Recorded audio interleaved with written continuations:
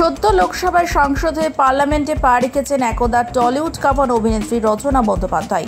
সেই রচনায় এবার দেখা পেলেন কংগ্রেস নেতা রাহুল গান্ধীর। শুধু চোখে দেখায় নয়, একসঙ্গে তুললেন সেলফিও।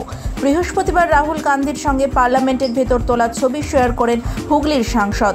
রাগাতে মুগ্ধ রচনা ক্যাপশনে লেখেন, পার্লামেন্টের তৃতীয় দিন অর্থাৎ বুধবার সংসদে রাহুলের সঙ্গে ছবি তুলে শেয়ার করেছেন রচনা। এর আগের দিন রাহুল গান্ধী সংসদে প্রবেশের সময় তৃণমূল সাংসদদের মুখোমুখি হন। তাদের নমস্কার বলে সম্বোধন করেন রাহুল। সেই সময় উপস্থিত ছিলেন রচনাও। বাংলার দিদি নাম্বার 1-এর জন্য দিল্লির এই যাত্রাপথ মোটেও মসৃণ ছিল না। তপ্ত রোদ গরম উপেক্ষা করে নির্বাচনী প্রচার করতে দেখা যায় রচনাকে। নিরন্তর ট্রোলের মুখে পড়তে হয় তাকে। ধোঁয়া, কারখানা, দই, তাকে নিয়ে প্রচুর সমালোচনার ঝড় ওঠে। লকেটের কাছে তিনি হাঁটতে পারেন এ কথাও বলেছিলেন আম জনতার একাংশ। সে সমস্ত কথা বুমেরাং হয়ে ফিরে যায় বিরোধীদের দিকে।